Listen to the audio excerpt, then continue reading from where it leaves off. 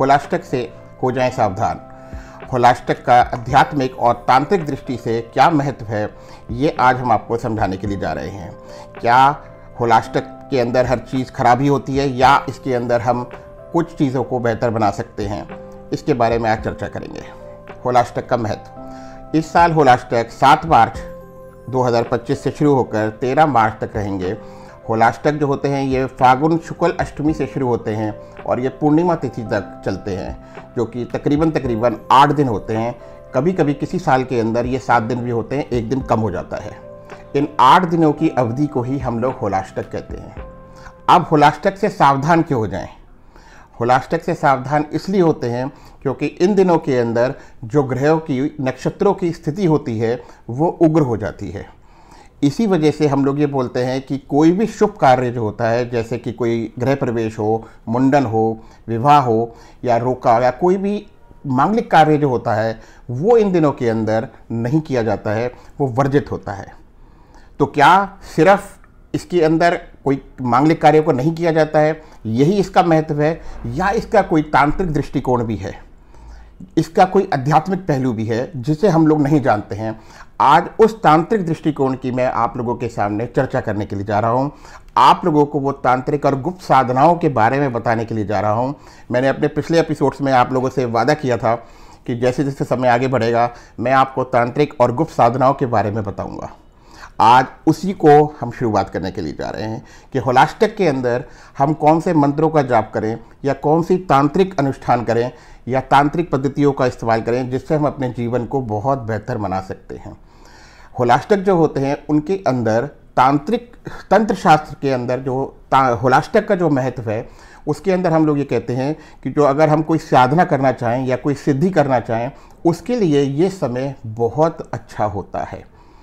जैसे हमने आपको बताया इस टाइम ग्रह नक्षत्रों की स्थिति उग्र होती है, उसी तरह से जो उग्र साधनाएं होती हैं, जो तामसिक साधनाएं होती हैं, उनको करने का इस समय के अंदर बहुत बड़ा चलन है और इस समय के अंदर हमने ये साधनाएं करनी चाहिए।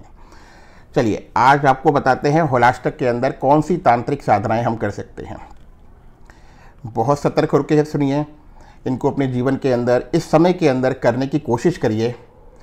ठीक है, पहली साधनाएं होती हैं हमारी महाविद्याओं की साधनाएं, जिसके अंदर 10 महाविद्याएं होती हैं। हमारी माता काली, माता तारा, भैरवी, छिन्नमस्तिका, बगलामुखी, धूमावती, मातंगी, इस तरीके से करके जो हमारी ये 10 महाविद्याएं हैं, माँ पार्वती जी के जो 10 रूप हैं उनकी साधनाएं करी जाती हैं। भैरव जी की साधना करी जाती है। इसके अंदर काल भैरव और बटुक भैरव की आराधनाओं से इस समय के अंदर सिद्धियाँ जो होती हैं बहुत शीघ्र हमें मिल जाती हैं। अघोरी लोग जो होते हैं उसके अंदर अघोर साधनाएँ करते हैं उसकी, क्योंकि ये उग्र ऊर्जाएं जो होती हैं उनको आकर्षित करने का समय होता है, तो इस समय अघोर साधनाएं की जाती हैं। उसके बाद में नरसिंह साधना है, जो नरसिंह भगवान की होती है, वो इस टाइम पे बहुत कारगर होती है, शत्रुनाशक होती है, ये शत्रु संहारक होती है। कोई भी मानसिक कष्ट होता है या कोई कोर्ट केस होता है, कोई इस तरह की परेशानी, उसके अंदर नरसिंह साधना का भी इस समय के अंदर बहुत बड़ा महत्व है। जैसे माता बगलामुखी की साधनाएं हैं उसी तरीके से नरसिंह साधना का भी महत्व है, शत्रुनाशक होता है ये। ठीक है, इस समय के अंदर आप अपने मंत्रों का भी, जो हम जैसे कोई गुरु अपने शिष्यों को मंत्र देता है, उसकी सिद्धि भी इस समय के अंदर बहुत आसानी से करी जा सकती है। आप 8 दिन लगातार इनका पाठ करिए, मंत्रों का जाप करिए और आखिरी दिन के ऊपर आप हवन करें तो आप देखेंगे कि आपको बहुत आसानी से सिद्धि हो जाती है। ठीक है, चलिए आप इसके आगे बढ़ते हैं। आपको नरसिंह साधना के बारे में थोड़ा सा बताते हैं। नरसिंह साधना जैसे मैंने आपको बताई शत्रुनाशक है और शत्रु का नाश करती है, शत्रु को हटाएगी पीछे आपसे। और जो आपका ये जो साधक होता है जो इनको इसको नरसिंह साधना को करता है, उसके चारों तरफ एक रक्षा कवच बना देती है, उसको प्रोटेक्ट करती है। ठीक है, तो मैं इसका मंत्र आपको बताता हूँ, बहुत आराम से शांति से इसको सुनिए। डिस्क्रिप्शन के अंदर डाल देंगे जिससे कि आपको वहाँ से भी मिल जाएगा। उसके बाद भी अगर आपको कोई समस्या होती है तो आप मेरे से संपर्क कर सकते हैं। ठीक। ओम उग्रम वीरम महाविष्णुम ज्वलंतम सर्वतोमुखम नरसिंहकम भीषणम भद्रम मृत्युम नमाम्यहम्। ये साधना शत्रु बाधा निवारण के लिए होती है। आत्मबल बढ़ता है आपका। 108 बार आपको इनका जाप करना है और आखिरी दिन जो होली दहन का दिन होगा उस दिन 108 मंत्रों का जाप करके इनका हवन करना है। इससे बहुत जल्द आपको सिद्धि मिल जाती है। दूसरी साधना है भैरव साधना। भैरव साधना जो होती है ये रक्षा के लिए होती है, तंत्र सिद्धि के लिए होती है। और इसका जो मंत्र है वो है ओम ब्रह्म भैरवाय नमः। ये साधना विशेष रूप से होलाष्टक के दौरान रात्रि में की जाती है। वैसे ये साधनाएं ज़्यादातर रात्रि के अंदर ही करी जाती हैं, लेकिन भैरव साधना जो होती है होती ही रात्रि के अंदर है। ये भैरव मंदिर के अंदर कर सकते हैं, आप अपने घर के अंदर कर सकते हैं। रात्रि में करने का मतलब ये है जब आप शांत हो, आपका मन शांत हो, तब आप करिए। 21 माला का जाप करिए इनका। और इसके अंदर जो भोग लगता है ये उड़द की दाल का लगता है, सरसों का लगता है और शराब का लगता है। ये भोग भगवान को अर्पित करिए। और एक चीज़ को समझिए, ये उग्र साधना है, तो ध्यान से अपने गुरु के सानिध्य के अंदर ही इन साधनाओं को करिए। गुरु के मार्गदर्शन के अंदर ही ये साधनाएं करनी होती हैं। एक और आप इसके आगे बढ़ के मैं आपको महाकाली की एक साधना बताता हूँ, जिनसे मेरा एक अलग लगाव है, अलग प्रेम है। मैंने अपना आध्यात्मिक रास्ता जो चुना था और जिसके ऊपर मैं चलना शुरू करा था, सबसे पहले मैंने महाकाली की ही साधना करी थी। भय का नाश करती है, शक्ति देती है। और कभी कभी शुरुआत के अंदर आप थोड़े से उग्र होते हैं, फिर समय के साथ साथ में आप शांत हो जाते हैं। तो माँ का मंत्र है ओम क्रीं क्रीं क्रीं कालिका है क्रीं क्रीं क्रीं स्वाहा। ये साधना मैंने आपको बताया उग्रता देती है, आत्मशक्ति प्राप्त करती मिलेगी आपको इससे। इसके अंदर घी का दीपक जलाएं आप, और माँ को गुड़हल के फूल, लाल गुड़हल जो होता है वो बहुत प्रिय है, माँ को वो फूल अर्पित करिए। और लगातार 8 दिन तक 108 बार मंत्रों का जाप करिए, 1 माला मंत्रों का जाप करिए, और अंतिम दिन माँ का हवन करिए। ठीक है, चलिए अब ये तो हो गया जो लोग 7 दिन तक 8 दिन तक ये लगातार इनका पाठ करेंगे। लेकिन बहुत सारे मेरे दोस्त, मेरे मित्र, मेरे लोग ऐसे होंगे जो कि 8 दिन तक लगातार पाठ नहीं कर पाएंगे। वो ये कहेंगे कि गुरुजी ये बहुत लंबा प्रोसीजर हम नहीं कर पाएंगे, तो हमें कुछ छोटा बताइए आप। तो उसके लिए मैं आपको होलाष्टक के अंदर जो आपका आखिरी दिन है, होलिका दहन है, उसके अंदर कोई तांत्रिक प्रयोग बताने के लिए जा रहा हूँ जो कि शत्रुनाशक होते हैं। और अगर आपको कोई बाधा हो, कोई दिक्कत हो, कोई परेशानी हो, उससे आपको मुक्ति मिलती है। और आखिरी जो होगा उसके अंदर मैं बताऊंगा धन की वृद्धि, धन को बढ़ाने का क्या तरीका है, होलाष्टक से हम किस तरीके से, होलाष्टक के दिनों में हम क्या करें जिससे हमारा धन की भी वृद्धि हो। तो शत्रुनाश के लिए आपने क्या करना है, अपने सीधे हाथ में एक नींबू लेना है, अपने शत्रु का नाम का ध्यान करना है और 21 बार ओम क्रीं नरसिंहकाय क्रीं फट स्वाहा मंत्र का जाप करना है। और होलिका में जो जल रही होगी उसके अंदर आपने उन नींबू को डाल देना है। आप देखेंगे कुछ समय के अंदर आपका जो शत्रु आपको परेशान कर रहा होगा, दिक्कत दे रहा होगा, वो पीछे हट जाएगा या वो हट जाएगा। दूसरा प्रयोग बता रहा हूँ मैं। अगर आप लोगों के घर के अंदर कोई नकारात्मक ऊर्जा हो, आप लोगों को लग रहा हो नेगेटिविटी हो, कोई काम बहुत समय से फंस रहा हो, नहीं हो रहा हो, या लोग घर के अंदर बीमार रह रहे हो, परेशानियां चल रही हो, ग्रोथ नहीं हो रही हो, ये लोग क्या करें, अपने घर के अंदर से 5 लाल मिर्च, काले तिल, सरसों के कुछ दाने लें और उसको बाहर लेकर जाएं और होलिका जहाँ जल रही हो वहाँ पर उसको चढ़ा दें। ये भी एक बहुत कारगर उपाय है। इससे जो भी नकारात्मक ऊर्जा होती है वो आपके घर से बाहर चली जाएगी और ख़त्म हो जाएगी। तीसरा, आपको धन वृद्धि के लिए एक इलाज बता रहा हूँ, एक उपाय बता रहा हूँ। इस उपाय को करिए, आप देखेंगे कि लक्ष्मी जी की कृपा आप लोगों के ऊपर होगी। लक्ष्मी जी को सबसे ज़्यादा जो पसंद होती है उनके अंदर से एक चीज़ है कौड़ी। आप 6 कौड़ियाँ ले लीजिए, 5 कौड़ियों को होलिका के अंदर डाल दीजिए और 1 कौड़ी जो बची हो, ये देवी जी का, माँ लक्ष्मी का ध्यान करके आपको करना है। 5 कौड़ियाँ जलती हुई होलिका के अंदर डाल दीजिए और 1 कौड़ी जो बचे उसको आप अपने जो लॉकर हो, जो आपका पर्स हो या कोई वर्किंग जगह हो, वहाँ पर आप उसे ले जाके रख दीजिए। आप देखेंगे कि समय के साथ साथ में लक्ष्मी जी की कृपा आप लोगों के ऊपर होनी शुरू हो जाएगी। अब एक इसके अंदर कुछ महत्वपूर्ण सावधानियां हैं जो हम लोगों को करनी चाहिए। वो सबसे पहले ये है कि ये साधनाएं सारी गोपनीय होनी चाहिए। आप किसी को भी इसके बारे में बताएं ना, गुरु के मार्गदर्शन में ही करें, क्योंकि कुछ इसके अंदर तांत्रिक साधनाएं हैं, कुछ मंत्र तांत्रिक हैं, तो गुरु के मार्गदर्शन के अंदर करें। ये साधनाएं ज़्यादातर रात्रि के अंदर करनी है आपने, क्योंकि रात्रि के अंदर शांति होगी चारों तरफ, तो आपका मन भी नियंत्रित रहेगा। अनुलोम विलोम इससे पहले करिए, उसके बाद ही आप इन साधना को करिए। होलिका के अंदर एक बहुत इंपॉर्टेंट चीज़ मैं आपको बता रहा हूँ, बहुत सारे लोग ये गलती करते हैं। जब होलिका जल रही होती है, होली जल रही होती है, उस टाइम क्या करते हैं, इधर उधर भी जो चीज़ें पड़ी हुई होती हैं, उनको लगता है ये तो वेस्ट है, बेकार की चीज़ें इसमें डाल दो, वो उठा के उसके अंदर, अग्नि के अंदर डाल देते हैं। वो नहीं करना है, बिल्कुल भी नहीं करना है।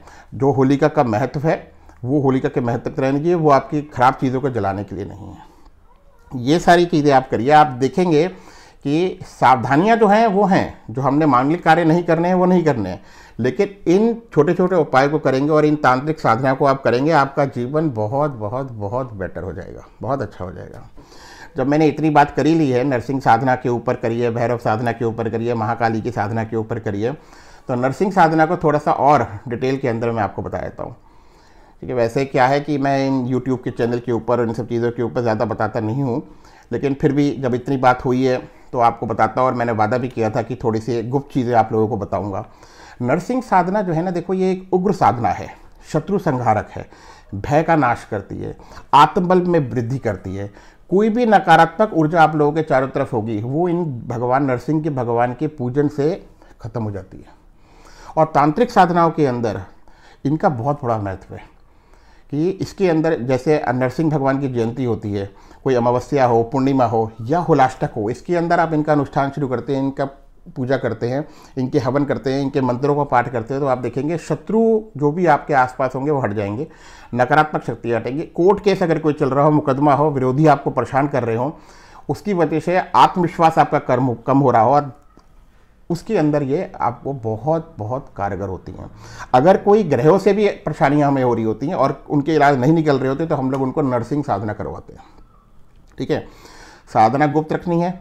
इसके अंदर सबसे बड़ी बात यह है कि इसको शुरू करना है रात्रि के समय में।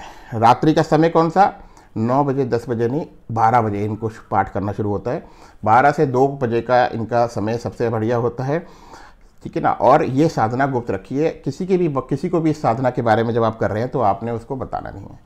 अब इसके अंदर करना कैसे है? आप लाल चौकी बिछाइए, लाल चौकी के ऊपर नरसिंह भगवान की मूर्ति रखिए।